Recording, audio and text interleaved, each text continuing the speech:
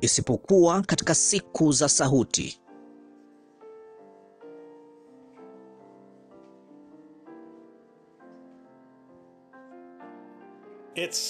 Ni Jumamosi tarehe 21 Juni mwaka 2025 katika Jeffersonville, mji wa nyumbani wa nabii.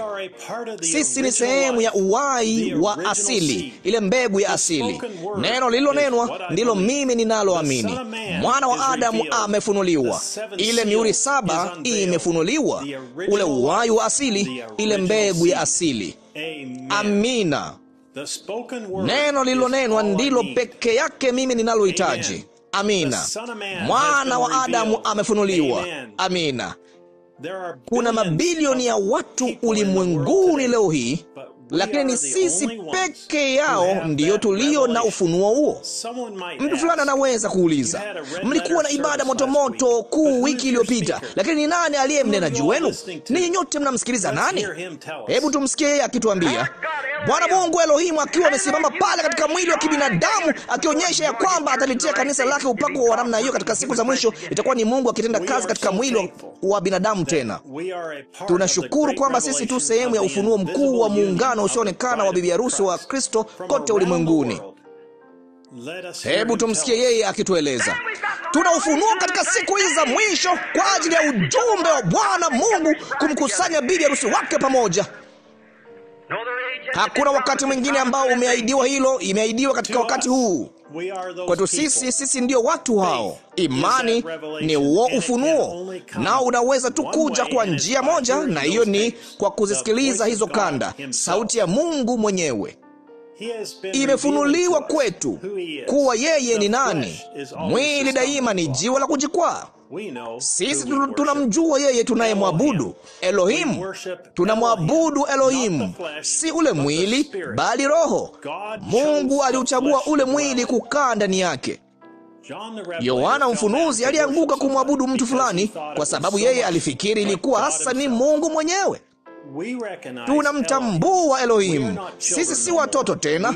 Tunahitaji kumtambua Mungu aliye ndani yetu pia. Inapendeza sana kuwa katika mapenzi makamilifu ya Mungu. Sasa tuingie kwenye barua ya tai wanakusanyika pamoja kutoka maskani ya Branham.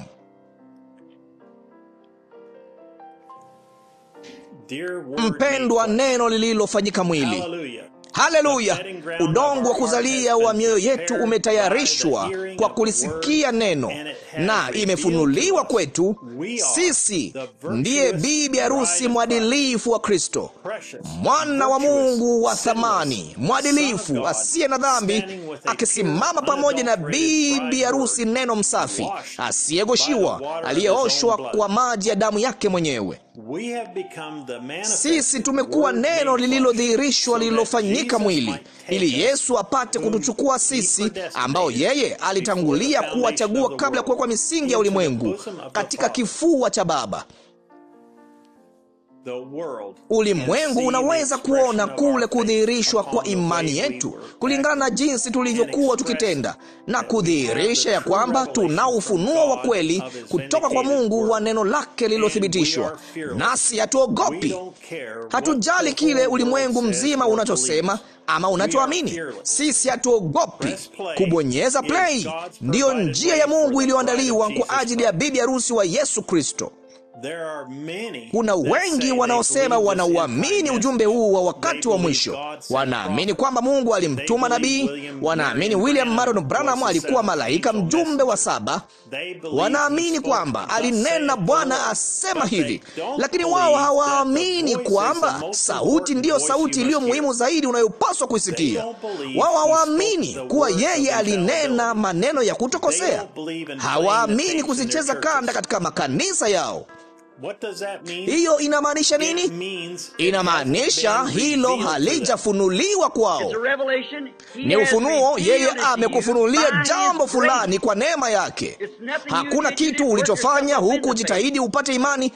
Kama ukiwahi kuwa na imani, umepewa hiyo kwa neema ya Mungu, na Mungu anakufunulia. Kwa hiyo imani ni ufunuo, na kanisa lote la Mungu limejengwa juu ya ufunuo. Kwa imani imefunuliwa kwetu ya kwamba ujumbe huu ndiyo sauti ya Mungu iliyo kwenye kanda, ambayo imerekodiwa na kuhifadhiwa ili kumlisha na kumkamilisha bibi harusi wa Yesu Kristo. Ni imani ya kweli isiyogoshiwa katika yale Mungu aliyosema kwamba ni kweli, nayo imetia nanga ndani ya moyo na nafsi yetu, na hakuna kitu kitakachoitikisa. Itakaa papo hapo mpaka nabii wake atakapotutambulisha kwa Bwana wetu. Hatuwezi kufanya vinginevyo. Yeye alitutayarisha sisi kulipokea na kuliamini hilo kabla ya kuwekwa misingi ya ulimwengu. Yeye alijua sisi tungeipokea sauti yake katika wakati huu. Alitangulia kutujua tangu zamani na akatuchagua tangu asili kuipokea. Basi kazi ambazo Roho Mtakatifu atazifanya siku hizi kwa maono haya yasiyoshindwa, ahadi zisizoshindwa, ishara zote za kimitume zilizoahidiwa katika Biblia ya Malaki 4 na Ufunuo 17, yote hayo yanatimia na kuthibitishwa kisayansi kwa njia yoyote ile, na kama sijawaambia kweli, mambo haya hayangetendeka.